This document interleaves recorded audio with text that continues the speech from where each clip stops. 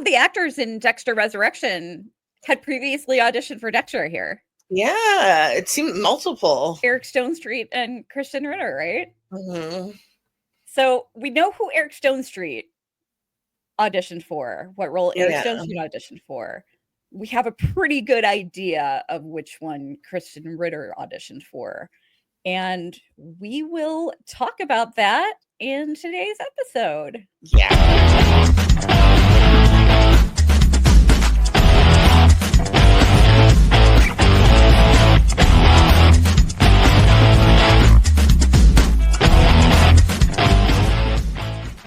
Hey guys, what's up? It is another Dexter recap, Dexter Resurrection recap. I'm Kelly. It's freaking Lady Vengeance, Keen. I'm Jazzy. Murder? What murder? Shamanic. He's the best guy around. I love Dexter's fake New York accent. Oh my god, I died. It's freaking Lady Vengeance. But he is. Oh my god, it's so funny. Anyway, welcome back. If you are already familiar with us, if you're not, welcome. We are the Antler Queens, and now the Bay Harbor Bitches. It's not official. It's just I like it. Whatever. Yeah. But yeah, we were originally a Yellow Jackets podcast and then decided to expand to cover Dexter as well, since they're both on Showtime. So it works out. But we are also still finishing up our season 1 Dexter coverage too. So go check that out on our channel. And you can also find the episodes on the Antler Queens if you're more of a audio podcast listener. I always listen to my podcasts in the pool. You can check out the Antler Queens wherever you listen to podcasts. And if you're a YouTube watcher and you're listening to this right now, check out Cyborg Queen Media on YouTube and follow us on social media at Cyborg Queen Media, everywhere except X, where we are Cyborg Queen TV, but X is as Michael C. Hall said, X fits the code. But we are discussing episode 5, Murder-horny. Murder-horny. Best episode title ever. Yeah, I love the concept. Who hasn't been murder-horny? Seriously. I think we should make that a new segment in our show. What or who is making you murder-horny today? I don't know. That could be like, yeah, that's gonna get the feds at my house. It's gonna get the feds at both of our houses, and it's gonna be like a 3-hour long segment. Yeah. And I don't really have room in my StreamYard library for all that, so we'll probably get cut off anyway. But no, it's just a great expression in general. And if you're not unfamiliar with how we do things here, we start with a detailed recap. We actually have some people who listen to or watch us who don't follow along with all the episodes. So they just actually listen to or watch our content. So that's why we do these detailed recaps at the front. And then we label the chapters.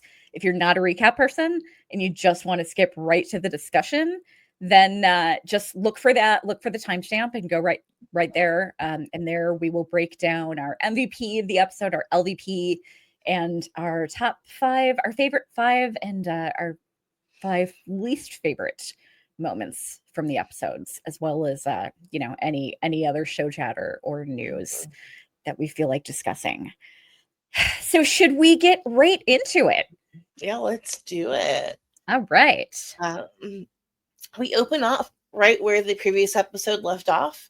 Harrison holding Ryan's watch, preparing to turn himself in outside the police station, when he's suddenly stopped by the father he thought he murdered. Harrison is in shock. How? No, I killed you. How? He gives his father a hard shove, unable to make sense of what's happening. Dexter promises to explain everything, just not here in front of the police office.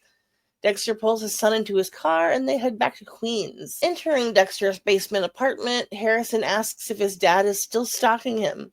Dexter denies this while admitting he did move to New York to keep an eye on him. Harrison asks how he's alive, and Dexter begins to explain the, quote, science that kept him alive and in a coma for 10 weeks. Harrison cuts him off and compares his dad to Jason or Michael Myers. Just when you think they're dead, they pop right back up. Inwardly, Dexter admits that's a pretty fair comparison. Harrison asks why he isn't in jail, and he explains that Chief Bishop cleared him of all the charges. Harrison sits on the couch, and Dexter tells him he has no idea what that night in the woods did to him. Dexter insists that it is all his fault. He told Harrison to relieve the safety, instructed him to shoot, and even pointed at his heart. Dexter says he shouldn't have done that. It was unfair of him to leave that responsibility on his son. On Dexter's couch, Harrison fiddles with Ryan's watch. He tells his dad he hasn't been able to stop reliving those moments in his head. Dexter tells his son he knows about what happened to Ryan Foster. That's how he tracked him down. Ryan's body was disposed of exactly as Dexter taught him. He tells Harrison he knows exactly how he's feeling. Sitting down, Dexter tells the story of how he stopped a frat guy at a party from assaulting Deb. He admits that if Deb hadn't stopped him, he would have definitely killed that boy in front of the whole party. He tells Harrison that he was just like him at his age, and the darkness building inside him until he made his first official kill, that he felt the release from that pressure. Release? Harrison is confused. He says he's in hell. He has nightmares and sees Ryan's face everywhere. He is completely overwhelmed by guilt, which is why he was about to turn himself in. Internally, Dexter reconsiders how alike they may be. He tells Harrison to think of how many more women Ryan would have assaulted if he hadn't intervened.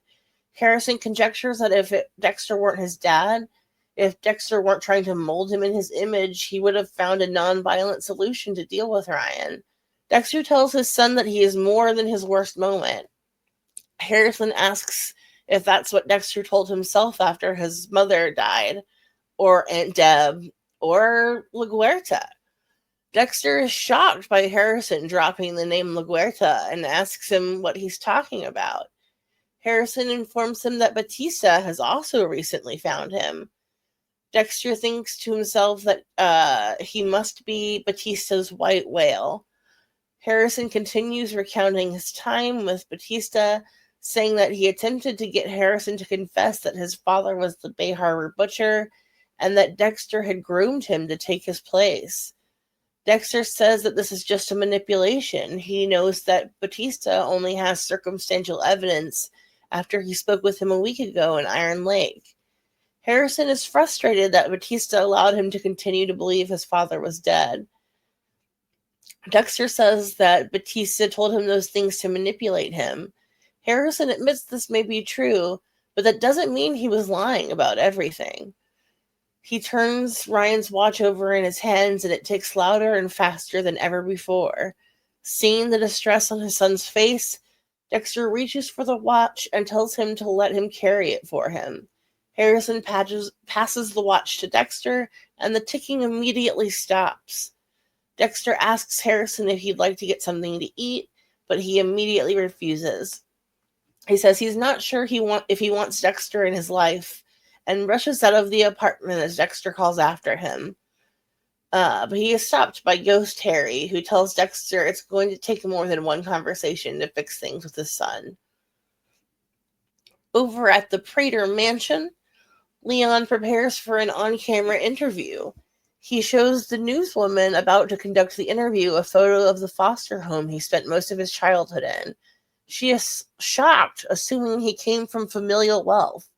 She says he must have incredible bootstraps to have pulled himself up so high.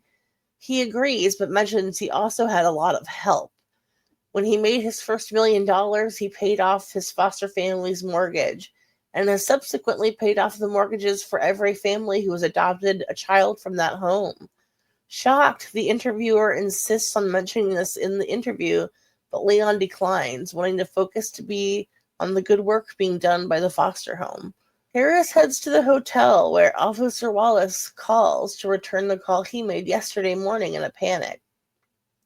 Harrison apologizes, saying he thought he had some information for her, but he changed his mind. She insists he come into her office, all but threatening to expose that he's living in the hotel to his boss. Reluctantly, he agrees to stop by the precinct that afternoon. Driving a couple in his year car, Dexter contemplates what's going right for him in his life currently, while kind of creepily watching his charges in the backseat make out. He is disappointed things didn't go better with his reintroduction to Harrison's life, but he's also glad that he met Mia and is interested in learning more about her. As he drops off his clients, he sees a poster for Swan Lake. Taking it as a sign, he calls Mia. He apologizes for running out on her the other day and asks if she'd like to go see Swan Lake. She teases him, saying Swan Lake is where you take someone when you want a nap with a few hundred other people. She asks what else he's got. We move to a bowling alley. Mia teases Dexter about being equally good at bowling as he is at running. He replies that he has one more throw, but it's a dreaded 7-10 split. Mia reminds him that this is the most difficult throw in bowling. Dexter teases back, maybe for lesser men. He gracefully makes his throw and hits both pins, seemingly causing the pain in his shoulder to flare up. Dexter tells her the only way she can win is with a strike. Mia cleanly and evenly throws a perfect strike. Sitting down in the dining area, Dexter grumbles about being out of practice and nurses his shoulder injury. Mia teases that he doesn't like to lose, and Dexter admits that this is true. Mia admits she doesn't get much practice either. Their common extracurricular activities keep her moving from place to place. Dexter empathizes, saying that he too is estranged from his family. Mia says that it sucks when you can't tell the people closest to you the truth.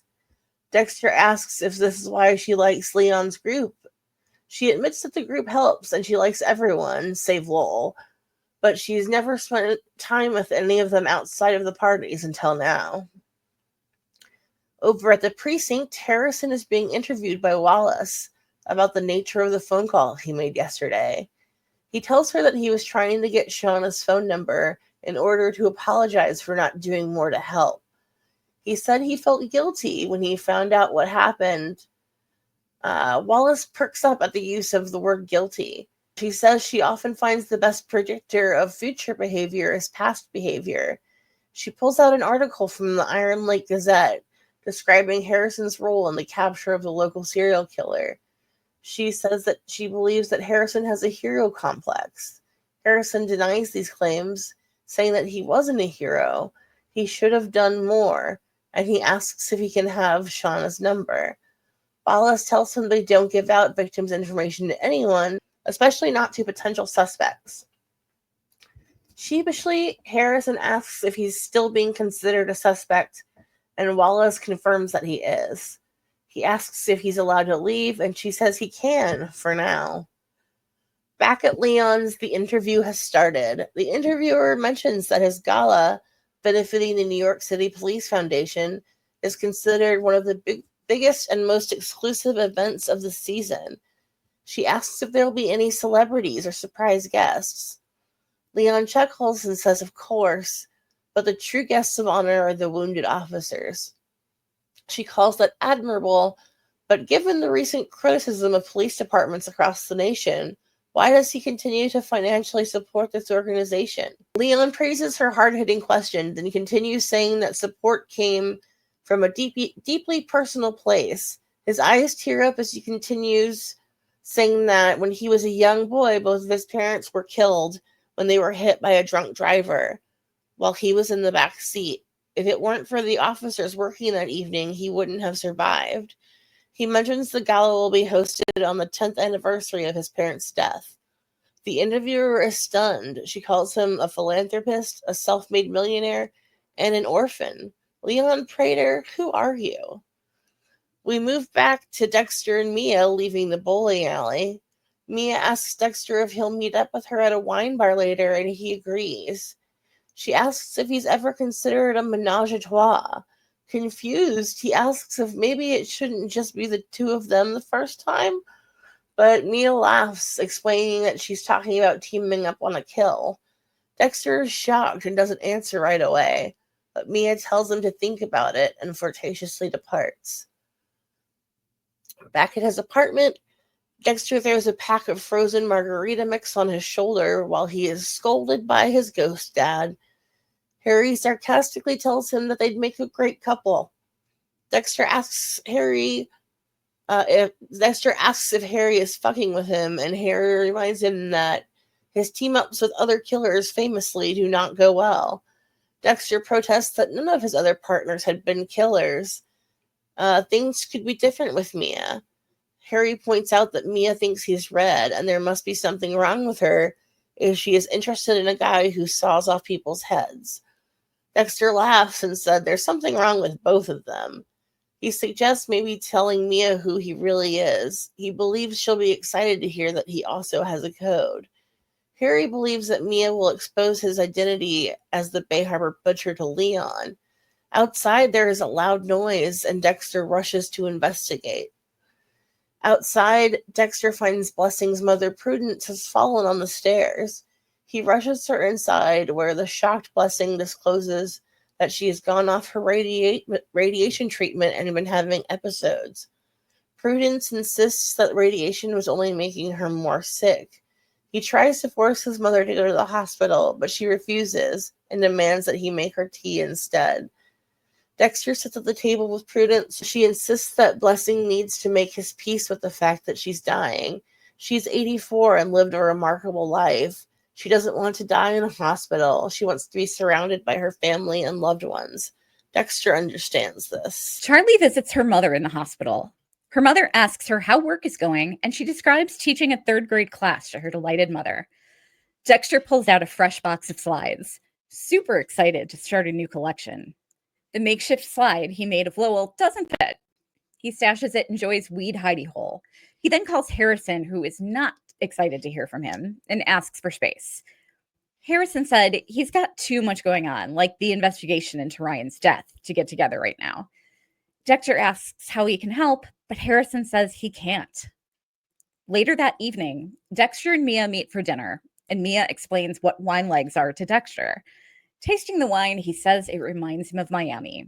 She asks if he's spent much time there. He confesses he grew up there, much to Mia's surprise. She had him pegged as a real New Yorker. Dexter tells her he's been thinking about her proposition. She says she's been thinking about it too and thought it would be fun to try it his way. Dexter mentions it might be hard to find a rideshare driver who's also a sexual predator.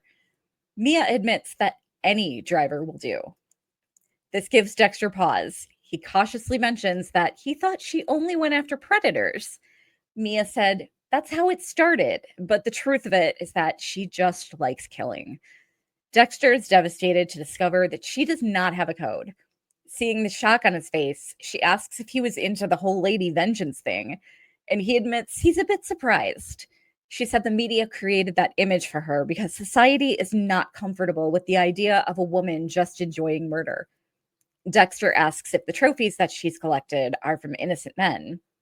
She asks him to define innocent, then continues that most of them were labeled predators by the media, but the truth is, she's the predator. Dexter is devastated by the news, and Mia asks if he's okay. He lies and says everything is great. She asked him if he's interested in doing one his way tonight.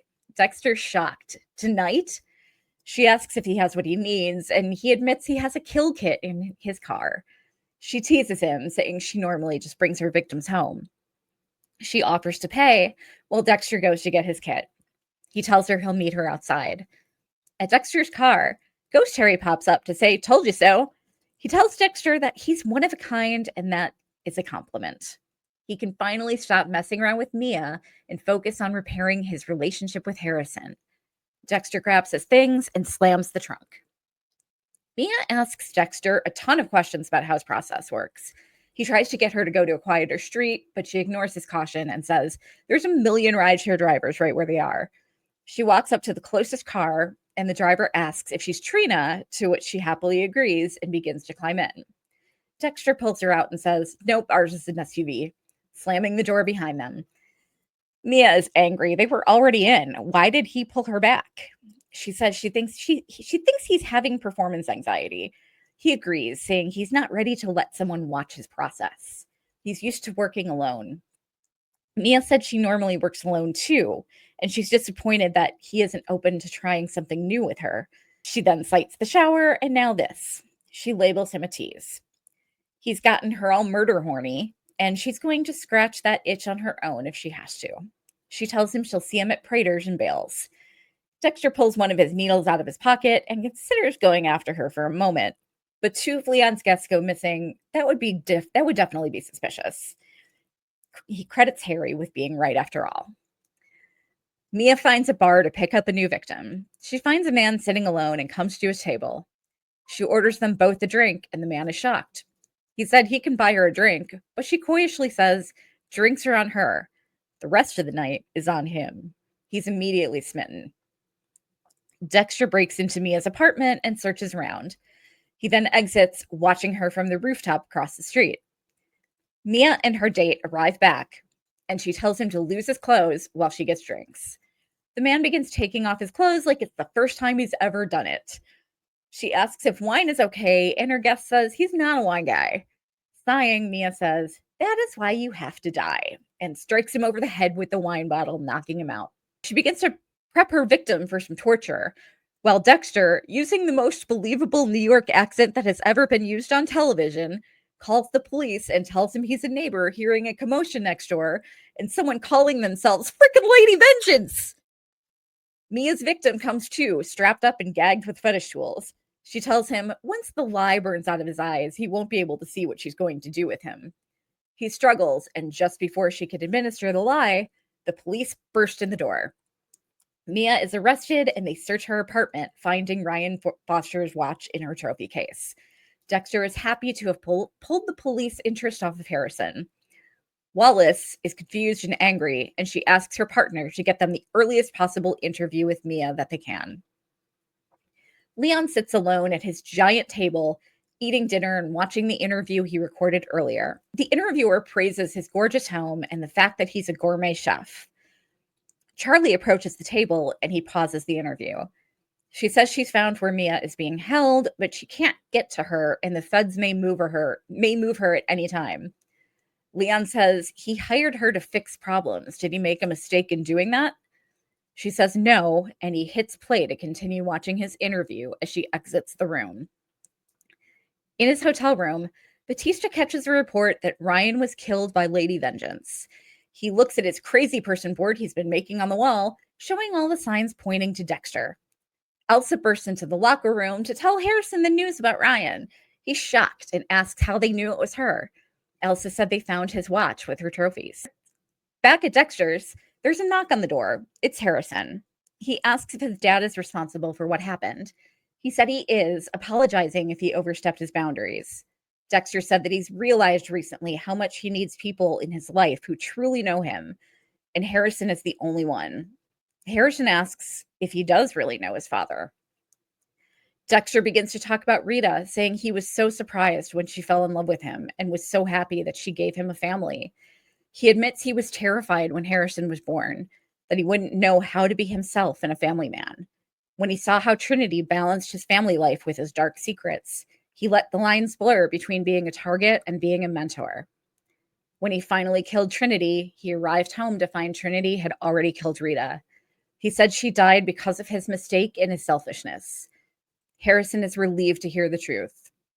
He asks how Dexter will avoid innocent people from dying again because of him. Dexter says he hopes Harrison will be that difference. Harrison said he's not like his dad, and Dexter agrees. And he's glad he's not like him. He says Harrison has an innate goodness that will protect him from becoming like his father. He says he has so many reasons to kill, but Harrison is his reason for living. He still wants a family, and Harrison is all he has left.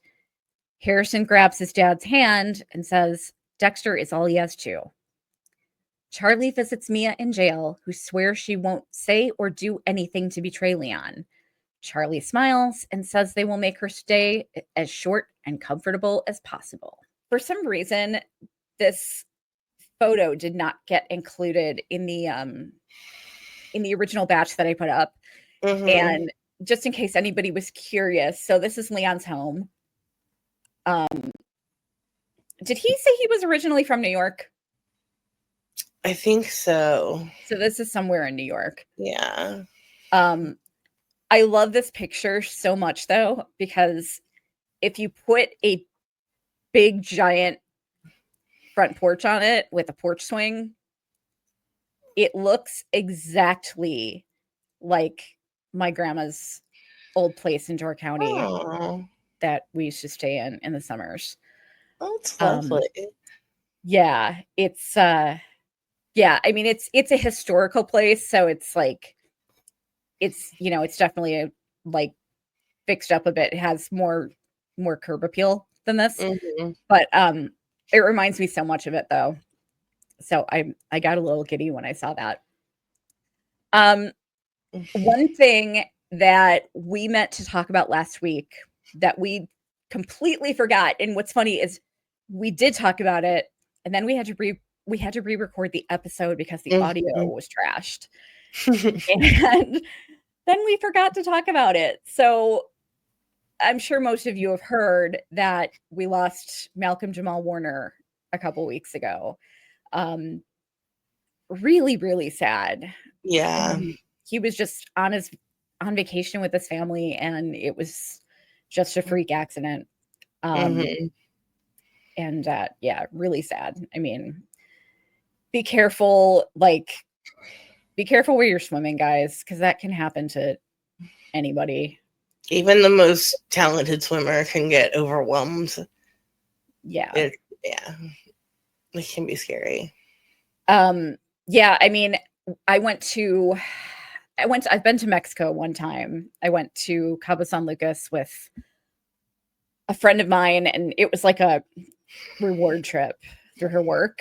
So it was like I was with a bunch of her coworkers, but the two of us decided to take a water taxi to Lovers Beach. And the water taxi guy was like, "Don't go in the water. It's way too dangerous." It's like, oh wow, like and my friend I was with was like, she was I mean, she was like a star swimmer in high school and college, and she told him that. He's like, "I wouldn't do it. I don't care how good of a swimmer you are, I wouldn't do it." But yeah, if there's anybody out there who just kind of started watching Dexter recently and hasn't watched like the first season for some reason, or just hasn't revisited the series in a long time, you might not remember. But it's important to talk about Malcolm Jamal Warner because he is part of the Dexter family. He was only in one episode, but he, like, I don't know, he just had such a presence about him. A warmth. Yeah. He always has. That's one thing that he kind of always has about him. It's like this, he has a certain warmth and charisma. And I was shocked. Like, I could have sworn he was in more than one episode. I thought so too, and I just watched it. Yeah. I mean, he had multiple scenes, but yeah, he was Rita's attorney.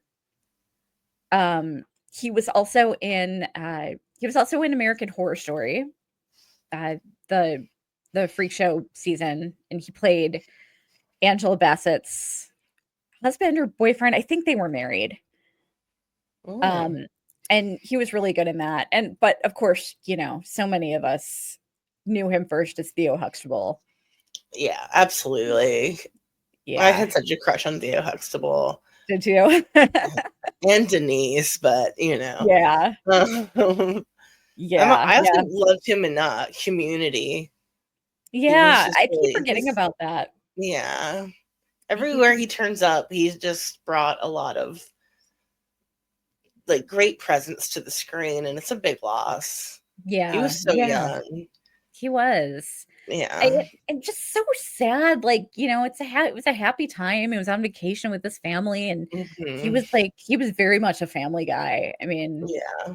like he talked about his family a lot in interviews, um so I mean, it's so sad. Like he's just, you know, enjoying some relaxing vacation time at the beach, and just, oh God, I mean, just Yeah. terrible, just awful, really sad. Yeah, I just, I mean, he, you know, he was such a presence in my life as a kid, because like Yeah. I grew up when the Cosby Show was still on TV, and so it was just like, wow. I mean, like I'd always get excited whenever he'd turn up in anything that I was watching. You know, Absolutely. super sad. So he will be missed. And yeah, all right, RIP, another member of the Dexter family. Hmm. Um, you had some thoughts that you wanted to share on the bowling alley. Yeah. Well, it's in my top 5, like Okay, so my we can get bottom to that 5. later. We'll talk Yeah. about that later then. We it's Um, also like it's also ties in with what you were talking about how, like, how much less color they're using yeah, this season as compared to like the Miami, yeah, stuff, but yeah, we'll for get into sure. it. Um, by the way, if you have not watched Original Sin, there were 2 scenes from Original Sin in this episode. Hmm. Um, Original Sin is the prequel series. So the first one was Dexter busting into the room where Deb was, where she was passed out, and he like he busted into the bedroom and grabbed this guy and threw him down the stairs and jumped him and beat the shit out of him, and almost killed him until Hmm. Deb jumped on him and intervened. Um, and then this one, his first kill, Yeah. and that was so impressive to me because they completely recreated it from the original series. Yeah. Like they even got an actress that looked just like Denise Crosby. Um, like, you know, she had the cat, Mr. Holy Tinker. crap! How did I not realize that was Denise Crosby? She had a cat named Mr. Tinker, and both everything. Like he said the same things to her. They recreated it perfectly. Hmm. Except in the original, I don't think they showed him taking her earrings, because like they're kind of showing the origins of everything. So Hmm. they're showing the origins of him deciding on blood slides. And like people knew his in the original series, people knew that his trophy was the blood slides. And I don't think there would have, I mean, there wasn't really a reason for him to take her earrings, because that was never, they never elaborated on that. So I don't think he did that in the original series. I think they just added that in the prequel. But yeah, that was kind of cool. I'm kind of hoping we'll get more prequel scenes. And it was kind of clever too from a marketing standpoint, because it's like, you know, it'll make people curious about the prequel. Like, oh, did they go into this in the prequel? You know, Hmm. it was kind of, it was kind of smart from a marketing standpoint to throw that in there.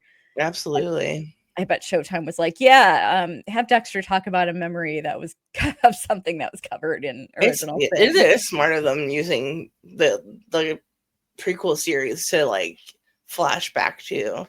Yeah, It's yeah, for pretty sure. handy. Also, I want to point out, so I'm bringing up the article from the Iron Lake Gazette here about Harrison stopping the school shooting, and I was wrong. Jazz, you kept saying like he's only been in Iron Lake for like or in New York City for like a few days or a week or something, right? And I was like, no, he told Blessing that he had been there for 2 weeks when he met him, but he was lying. Yeah. So this this kind of shows that like he's Dexter has only been he's only been there for yeah, maybe like a week at this point. Yeah. Um, Makes sense. also, just in case anybody was curious, I brought up Mildred Brown, Charlie's mother's patient report.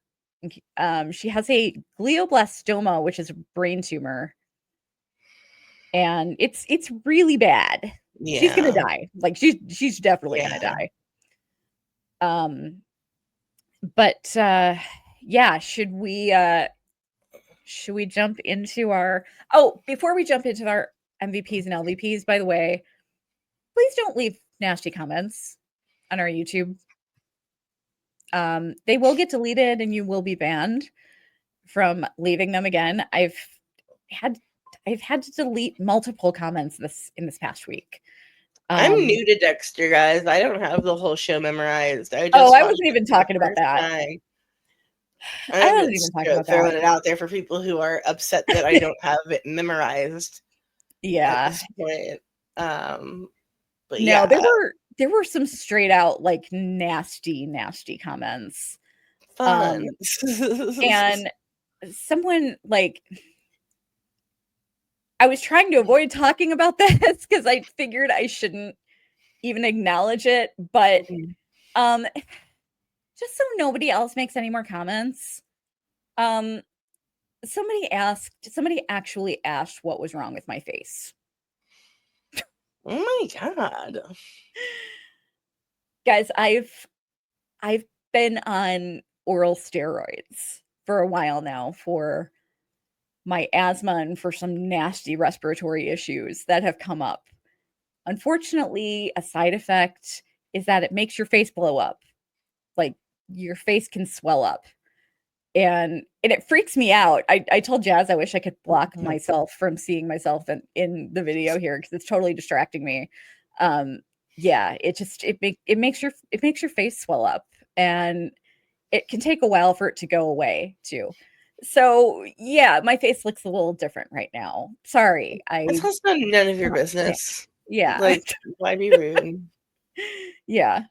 But you know, just in case they're like, I figure just in case there's some clueless person who just doesn't realize that asking questions can be kind of invasive.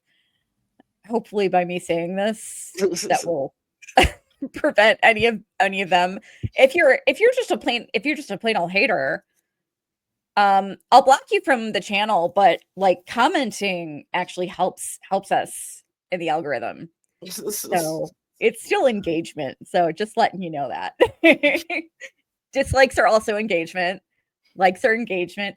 Anything you do with her video is engagement. We'll take it.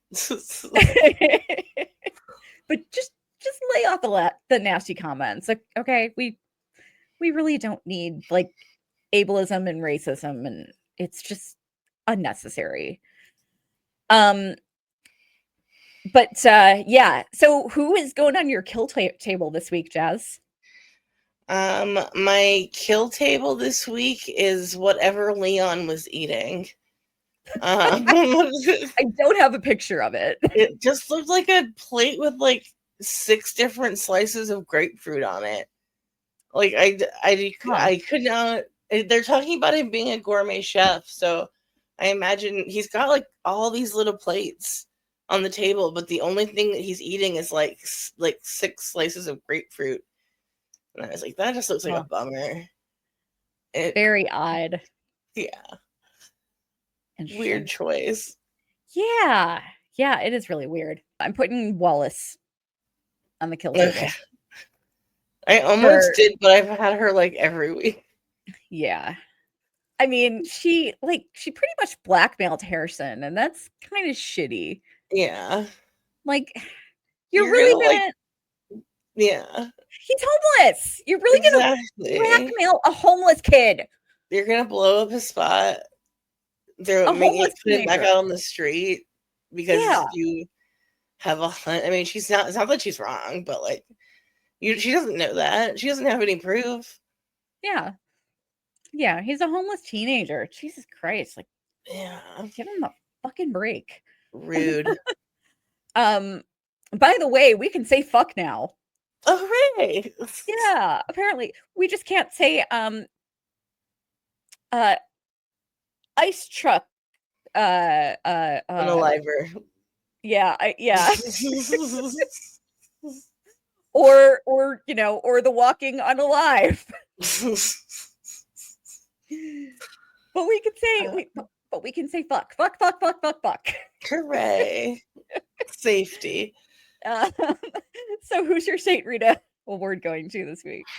My Saint Rita is going to Prudence for her beautiful, beautiful monologue that she had with Dexter there in that scene. Yeah, I love the actress, and like I just love everything to do with Blessing's family. But that scene was so beautiful and meaningful, and you can tell it like affected Dexter, which I thought is important for him to see death different ways, Yeah. Yeah, I love Prudence. I'm worried about Prudence now that we've learned all this information about her. Yeah, seriously. But yeah. Yeah, no kidding. So my Saint Rita award was kind of tough this week. Like I had a hard time with it because there was nobody who really stood out for me. Yeah. So I'm gonna have to give it to Harrison, not Harrison. I'm gonna have to give it to Dexter Mm-hmm. for intervening before that guy lost his eyes. Murder? What Yeah. murder? Yeah, so that was freaking Lady Vengeance over here. Yep. Oh,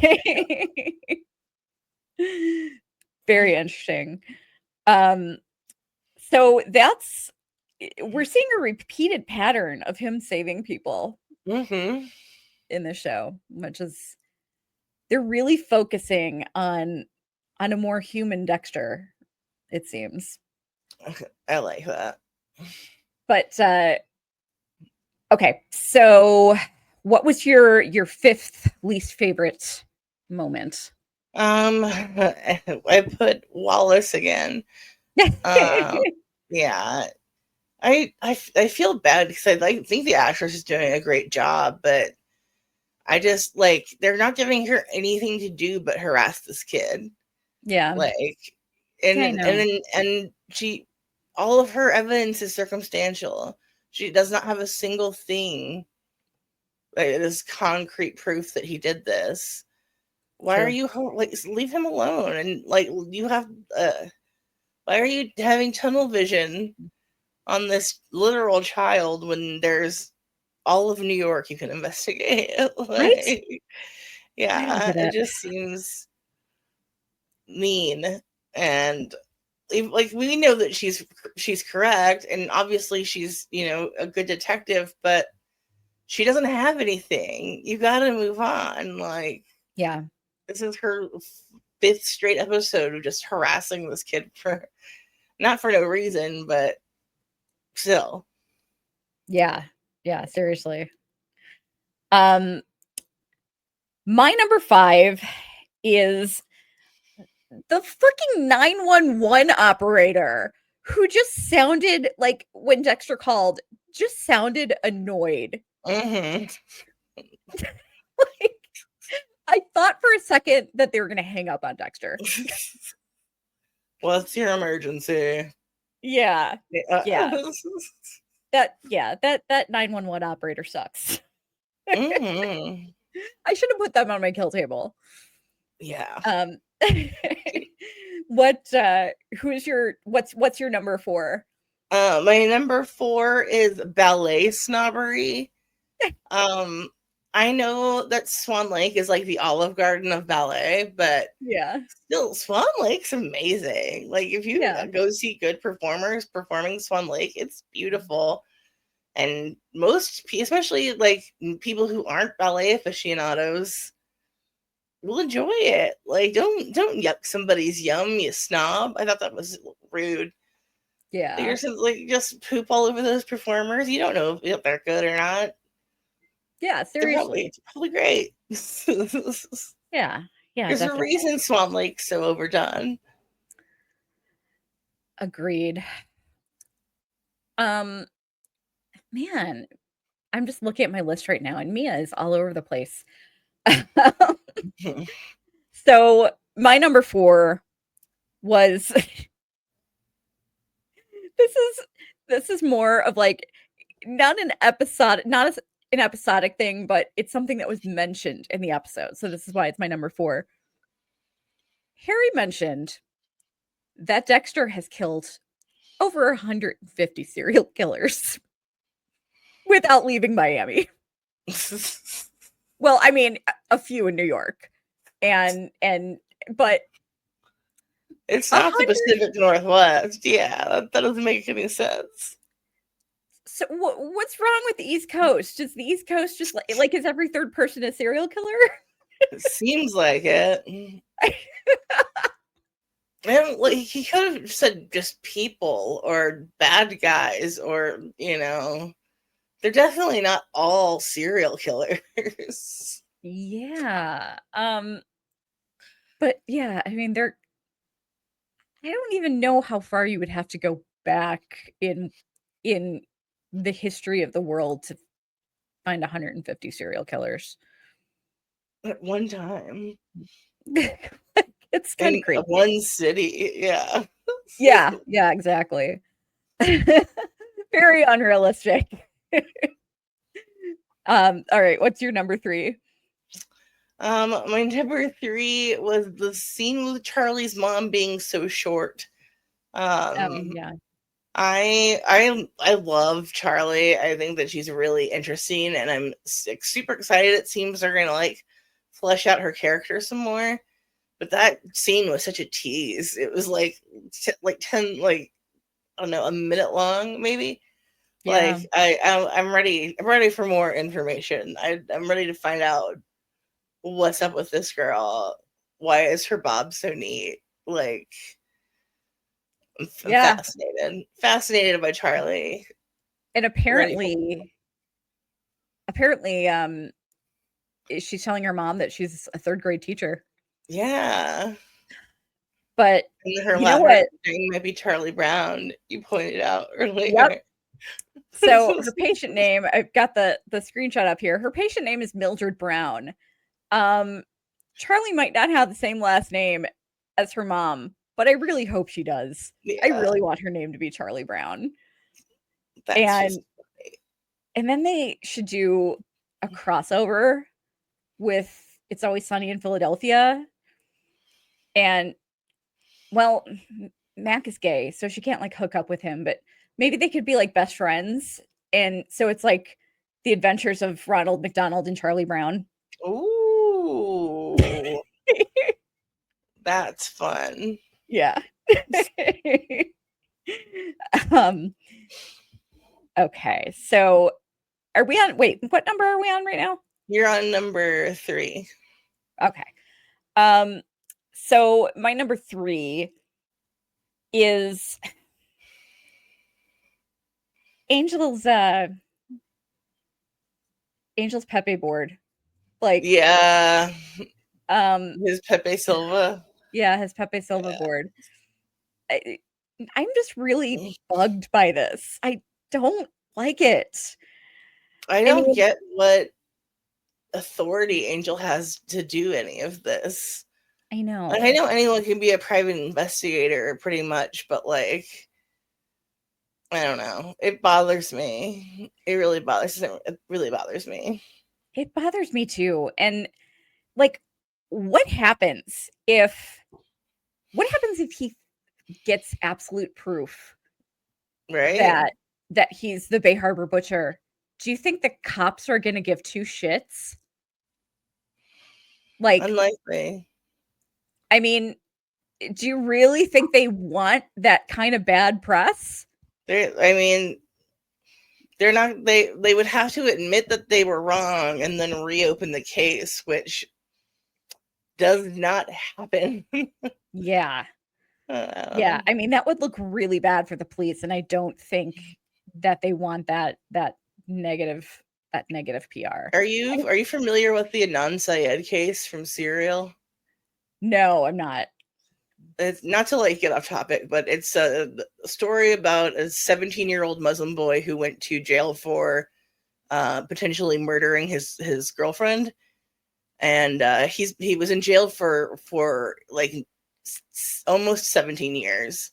Very, very. There's just a lot of debate over whether or not he did it. He could not have done it. The evidence that they produced proves that he could not have done it.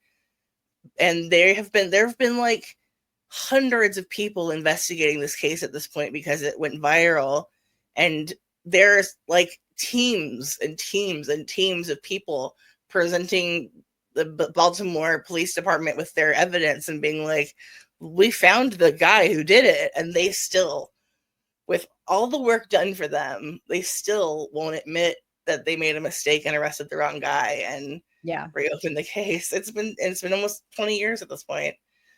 Yeah, that kind of thing happens all the time, and it's crazy. Like, there's no way that Miami will reopen that case even if he does catch Dexter. Yeah, no, there's really not.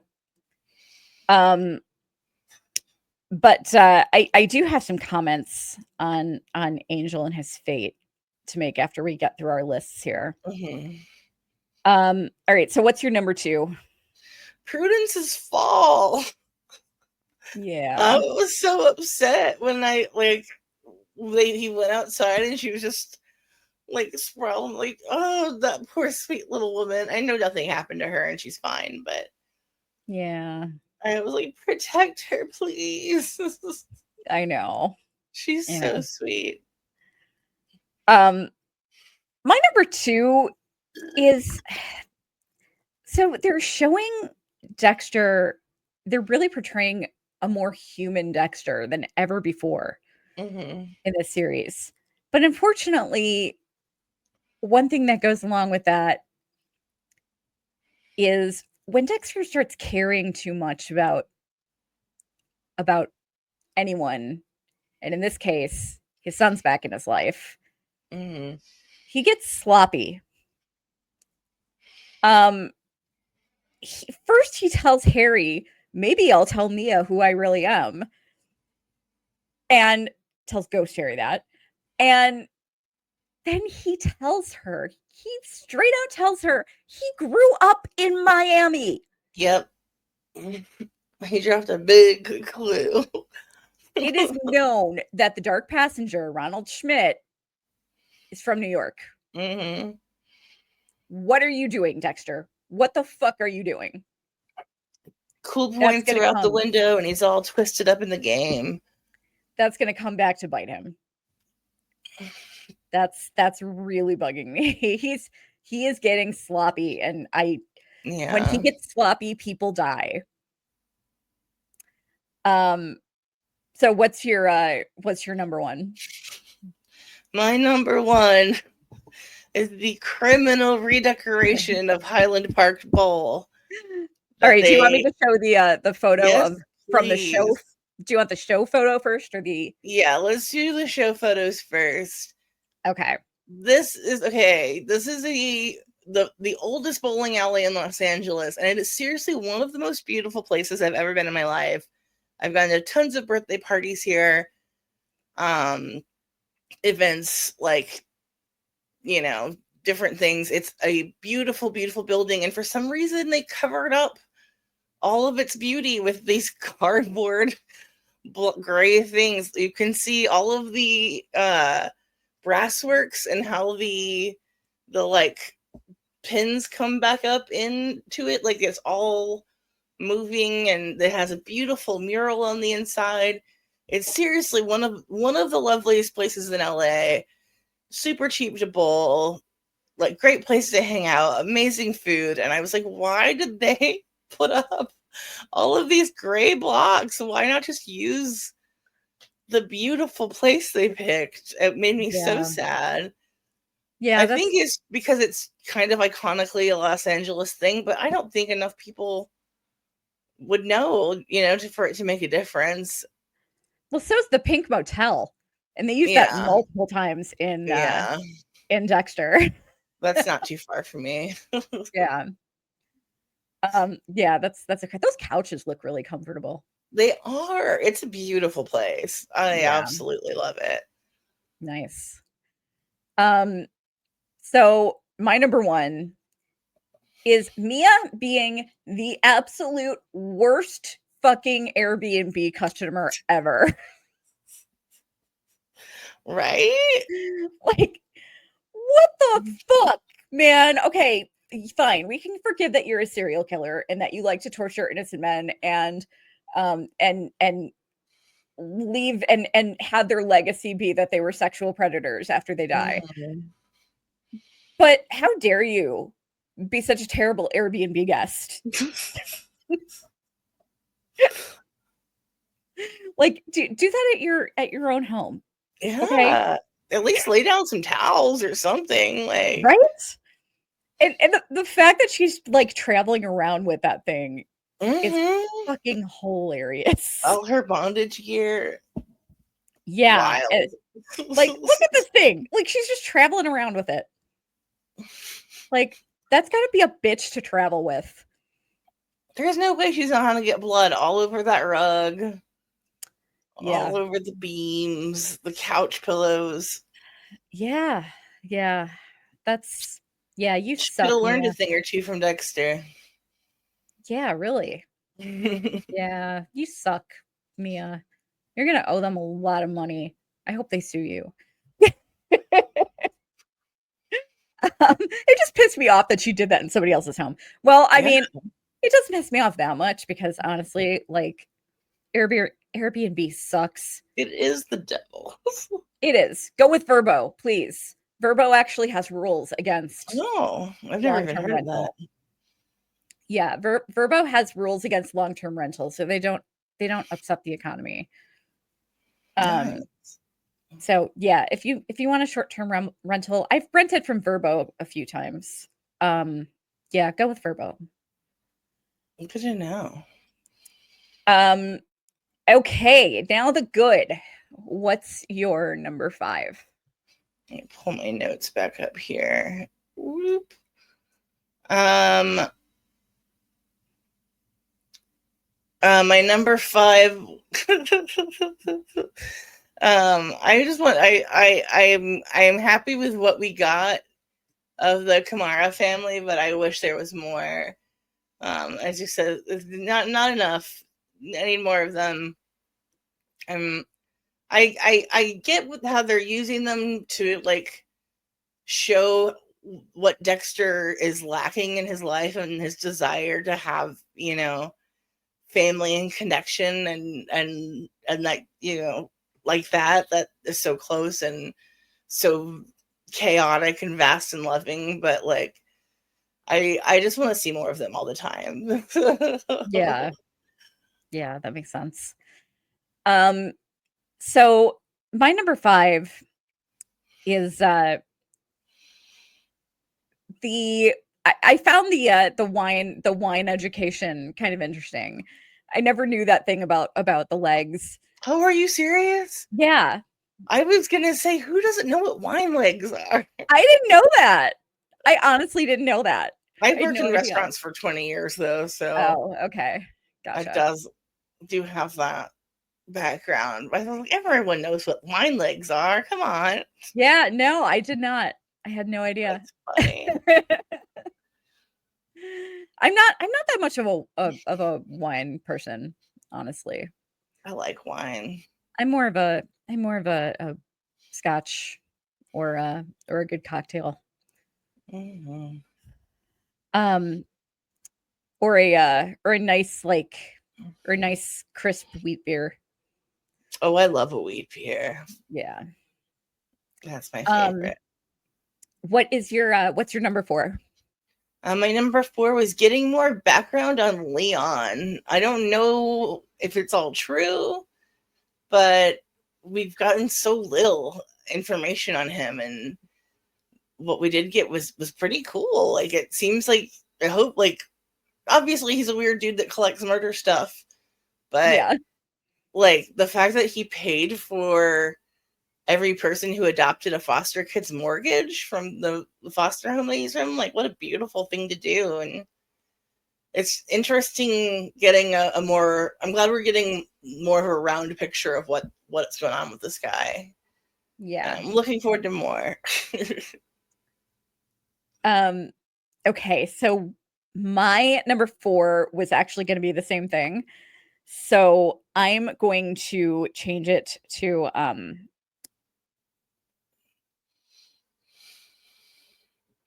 sorry, I'll edit this out. I'm going to change it to Dexter's 911 call. I laughed my ass off It at was his amazing. yeah, his New York accent, his fake New York accent was fucking hilarious. He like I love when he does voices on the show. Mm-hmm. It cracks me up. Um and it's just funny because he doesn't have to be so over the top with it, but like, it's Dexter just having fun, I like to see him be a little silly. Yeah, yeah, I do too. I thought that was great. What's your number 3? My number 3 is, I thought the timing of him breaking into Mia's apartment and then getting across the street onto another roof, hilarious. Like, how did he do that in time? Like, he broke into her apartment, found her trophies, planted evidence, got out of her apartment, ran across the street to another building, climbed up to the rooftop of another building, and set up a vantage point, all before she like found this guy. They had a drink and she brought him back. Yeah. Like, It was super Dexter. it was reminiscent of for I don't know how many Walking Dead fans might remember this, but the episode, it was season 4, the episode where they found Morgan and he was like living by himself in that town. Mm-hmm. And there's an infamous moment where they're like trying to figure out how to get into the building. It's Rick and Michonne and Carl. Mm-hmm. And Michonne runs off. I swear to God, 2 seconds later, she's on the roof. And it's just like, it's one of those moments that everybody talks about constantly and laughs about because it was so ridiculous. It was kind of reminiscent of that. It happens so fast. Yeah. I was like, is he part cheetah? Yeah. Yeah. That acupuncture, man, it gave him superpowers. Mm-hmm. But his shoulder is still acting up, but he can scale buildings super fast. He's Spider-Man now. My number 3 is Dexter telling Harrison about Rita's death. Mm-hmm. Back then they didn't anticipate all of like they didn't even know that they would go for 8 seasons. They didn't anticipate all of these spin-offs. But the payoff is that Dexter was absolutely ultimately responsible for Rita's death. Yeah. But he's got something going for him in that, like, she died because he took his time in killing Trinity. Mm-hmm. But he had no reason to think that that would happen because he got her and the kids out of town. Yeah. And it just so happened she ended up forgetting her driver's license or her passport or whatever and had to go back. So it's still his fault, but at least, like, now that he's admitting this to Harrison, he's saying, like, I mean, he at least, I think Harrison will have an easier time noticing that at least, like, knowing that at least he tried to avoid that happening. And it was just really, really bad luck. Yeah, it was a great scene. Yeah. Yeah. I really liked that too. Yeah. And I mean, in New Blood, we saw him listening to that podcast episode about Marry F and Kill, and they were talking Mm-hmm. about the Trinity Killer and like how he might have been responsible for Rita's death, and like Harrison just, he never knew anything. Yeah. Um, and so it was really nice to get this moment in the show. So what's your number 2? My number 2 is the fleshing out of Charlie's backstory. It was just a little snapple, just a little smackerel, but I am finding her by far the most intriguing character so far, and I'm Yeah. dying to know more. And what we got was so interesting, like, because so far she's been so hard and just, silent and murdery, and it was nice to see her be like tender and, caring, and it's just, she's an interesting character. I love Uma. I'm just killing it. Yeah. Yeah. Excited to see where that goes. My number 2 is Mia's coat. Yes, I should have put that lower, but I screwed up my It's a good ordering on coat. these. But I I really liked that coat. I mean the red one that she had on Yeah. later. Muppet is murder, but it makes for a good coat. Yeah. It really did look like she skinned about 20 Elmos, and Yeah. but it was It's a a cool good fucking look. coat. Yeah, it was a cool fucking coat. I liked it. Me too. What's your number 1? My number 1 is the term murder-horny and Kristen's delivery of it. Could not Yes. have been more perfect. Definitely adding that to my vocab list. I loved it. Agreed. Great expression, great episode title, great job delivering it from Kristen Ritter. Yes. I'm putting that's going to be in my vocabulary from now on too. I think it's a great Absolutely. expression. I absolutely love it.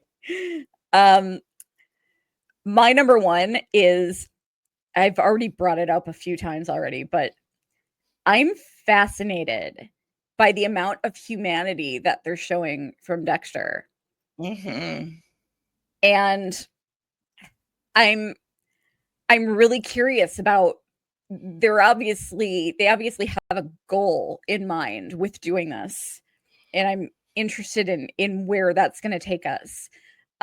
Him bringing up his mother, and like multiple times in the show, Mm-hmm. who, by the way, I really hope we get more of in Original Sin season 2, because like the woman was an absolute saint. We should have, I mean, it should almost be the St. Doris Award, but nobody knows who Doris is. But like, just, I mean, the amount of love and concern and admiration that he has for Harrison, and the protectiveness that's always gone really bad for him in the past.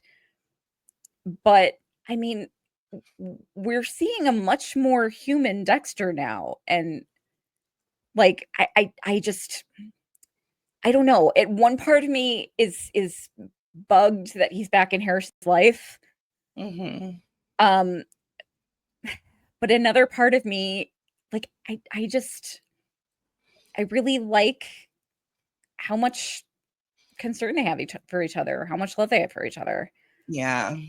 Um, but I gotta say, I do not, I'm not 100% confident that the show is above killing Harrison.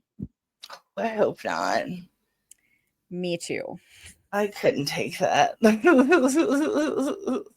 Yeah, me either. But I would not be surprised. I mean, he's like, this is ultimately Dexter and Harrison's story, so nobody would expect that to happen. But it wouldn't surprise me, and I'm a little bit worried for him. Don't put that in my head. But neither one of us think Angel is getting out alive this season. Yeah. But we also have Charlie and Leon. And Leon is showing signs of maybe being a little more evil than we thought that he was. And Charlie is showing signs that she may be more on the side of good than we thought that she was. So I can't imagine how much it's costing them to have those two. Oh yeah. So I have a feeling that one of them is going to go and one of them is going to stay, and whoever stays is going to be a major ally for Dexter.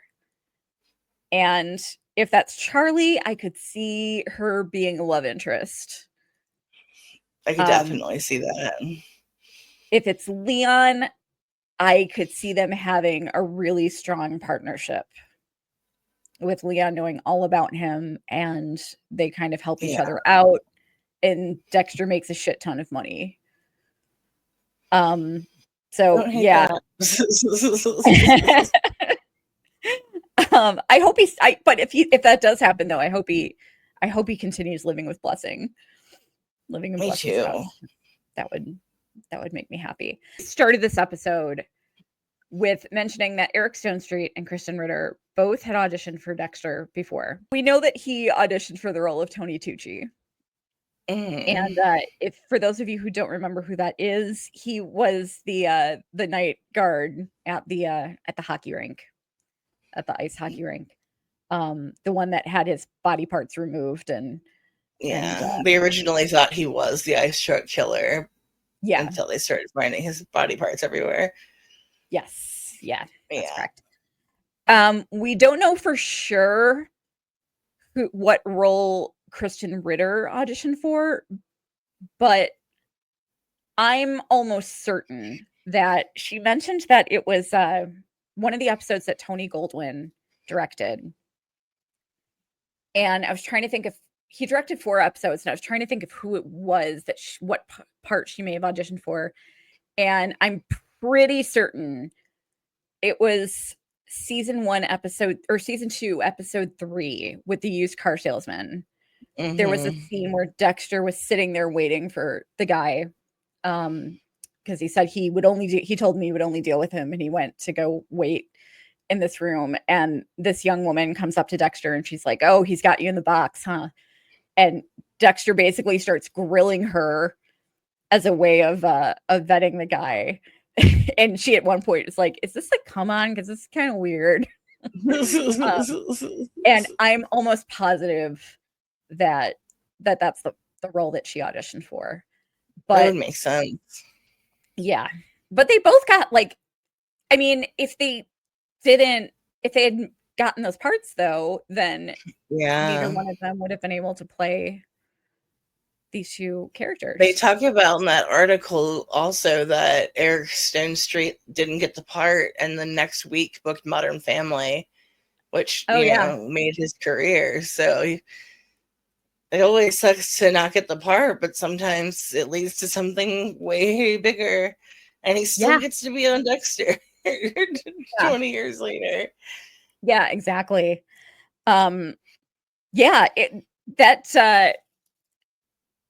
There was, I think it was Ross Marquand. There was a Walking Dead story where they turned somebody down because they had something else in mind for them, and I think it was Ross Marquand. He had originally auditioned to play the role of Gareth, the leader of Terminus, in The Walking Dead, and he got turned down, and then the next season he got offered the role of Aaron. So it worked out, and Aaron, Gareth was in 2 or 3 episodes, and Aaron was around till the end, so it's a much better deal. I love Aaron. Me too. Ross Marquand by the way, Ross Marquand is one of the kindest, sweetest people I have ever Oh, met in my life. I'm not even talking like by celebrity standards. I'm just talking period. Just one of the kindest, sweetest people I've ever met in my entire life. that's lovely.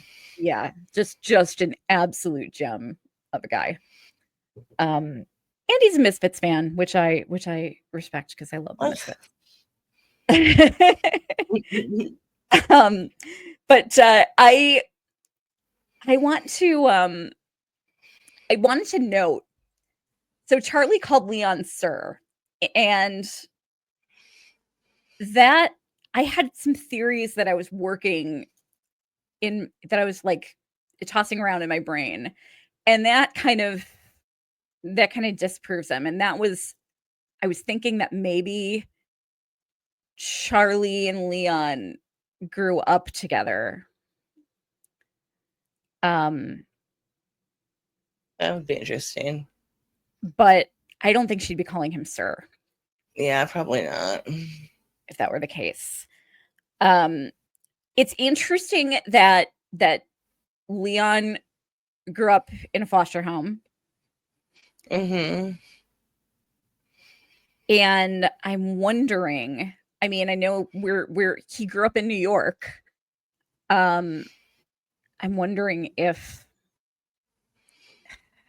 I mean, I think Brian was pretty much in Miami, like his whole life, but he could have been sent around, Yeah. you know? I mean, because he did bounce around to a few different foster homes. Mm-hmm. Um, he could have been sent somewhere else. Like, he was a difficult case. They might Yeah. have had someone who was willing to take him in New York. Um, like they could have been foster kids together, you know? Interesting. Um, but yeah, I find that really fascinating. Um, I don't I don't think he's lying about his backstory. I don't doubt it. That seems like it would be a really weird lie. Yeah. But the way he talked about the cops was kind of weird. Yeah. I like that they included that too. I thought that was a bold touch to ask Yeah. why he's still supporting the NYPD after gestures and Yeah. everything. But yeah, I can't wait to see where this is going. Where, like, how did he make his money? Has he said anything about that at all? Well, he said he's a venture capitalist. Mm-hmm. Um, but and yeah, if he's smart, he can make a ton of money doing that. Yeah. Um, but I don't know. Like, I'm kind of thinking that maybe his obsession with serial killers started because maybe the drunk driver that hit his parents um maybe got off and a serial killer took him out, Ooh. you know. Mm-hmm. That that could be something. Um maybe that serial killer was the New York Ripper. Um there's no way in hell that we're not going to hear a whole lot more about the New York Ripper. They We brought gotta make up our own the Ripper. Pepe Sylvia board Yeah, I about the know. New York. We might have to do that. Um because they keep bringing up the Ripper, like, Mm-hmm. constantly. Um and I'm just wondering what the possibilities are. I don't think it would be Leon. Um I Could it be Charlie? I don't know. I mean, almost all serial killers are white men. Mm-hmm. Um, I don't know. I mean, it could just be someone we haven't met yet. If it's someone we have met, then my bet is on Gemini. That makes sense to me. Yeah. I think it's Quinn. Quinn would be hilarious. I mean, he's from New York. Yeah, exactly. That's plenty of evidence. Throw Yeah. the book at him. But I can't see that. Quinn likes to party too much. She's not you have It's to be really, unlikely. like you have to be really almost, like, kind of super uptight and super type A to Mhm. get away with being a serial killer. And that's not Quinn. Quinn likes to party and likes to get drunk too much. Yeah. I don't see him being a good candidate. Although it would be He's hilarious if they revealed that it was, and then it showed, like, that he got away with it all of these years through, like, just random good luck. I also wanna talk really quick about, like, we don't think Angel's gonna make it out. Um, but Dexter's not gonna kill him. I don't think so. No. Even if they wanted even if the producers wanted that to happen, there's no way Showtime would allow it. Yeah. It just wouldn't happen. They won't even Yeah, let I don't see Dexter's, that. like they won't even let Dexter's kills pass a certain gory level because but, you know, but they'll allow it for others, for other kills. Mhm. Um, they're very careful about about the image of Dexter. They don't want the audience turning against Dexter. Even though he's done plenty to have the audience turn against him for. Yeah. Um, we're still rooting for him, you know? Yeah. We're still ultimately rooting for him. I was not a fan of season 2 Dexter, but he Yeah. grew back on me once he got his Yeah. shit together. My Dexter, you fucking evil bastard season was season 3. Um, season 3 and New Blood.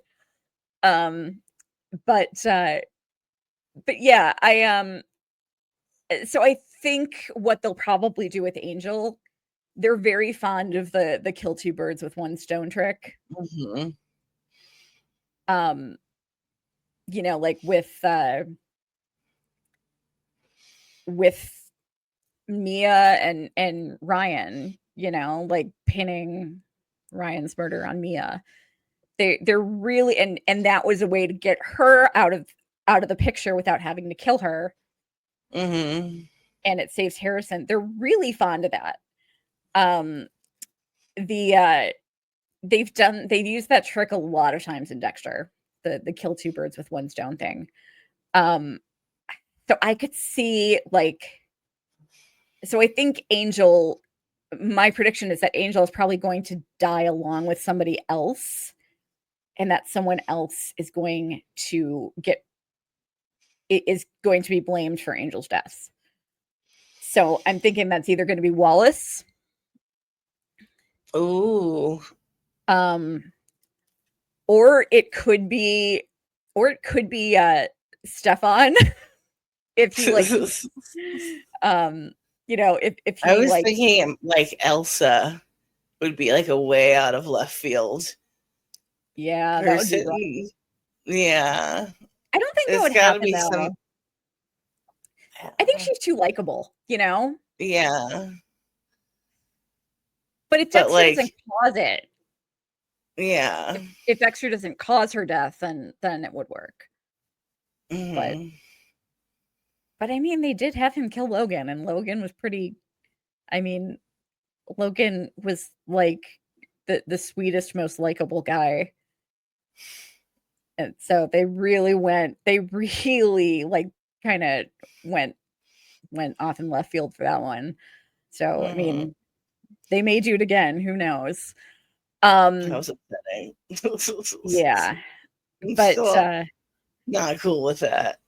yeah, um, but yeah, I don't know. I don't know. I, but yeah, he's definitely not getting out of the season alive. Blessing is the new Angel, essentially.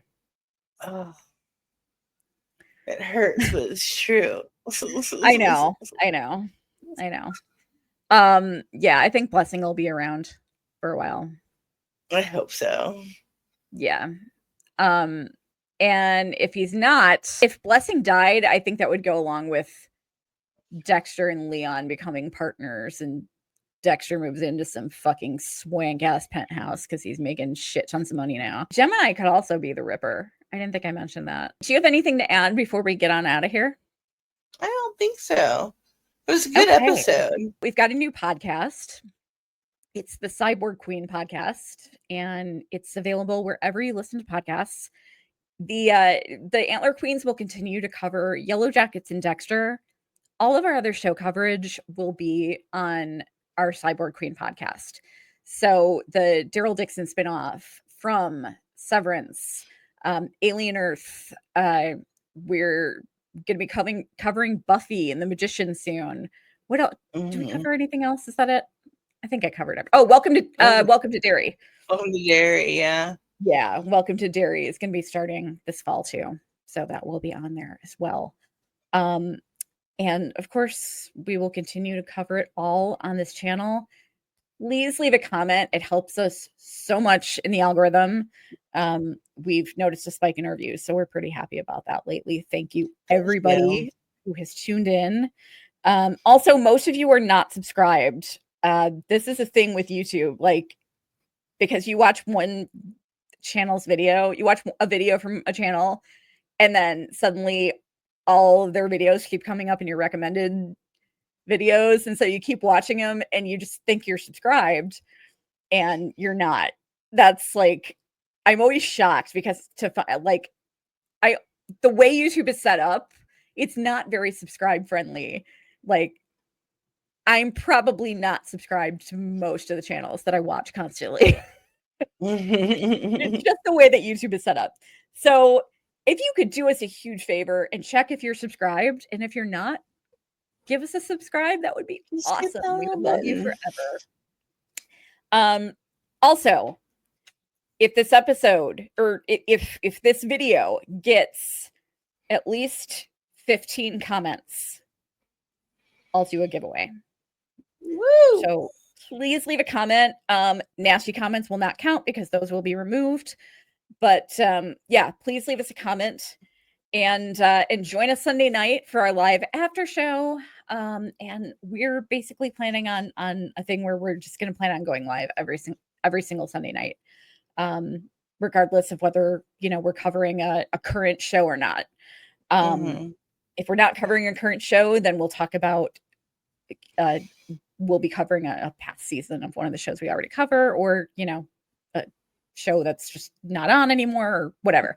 So Sunday night, join us. The time might change because not all the shows that we cover that air on Sunday nights end at the same time. But for Dexter Resurrection, we will be here every Sunday at 9 p.m. unless we have to cancel for some reason. But so be here at 9 p.m. Eastern, and we will see you guys soon. Bye, y'all. Bye, everybody.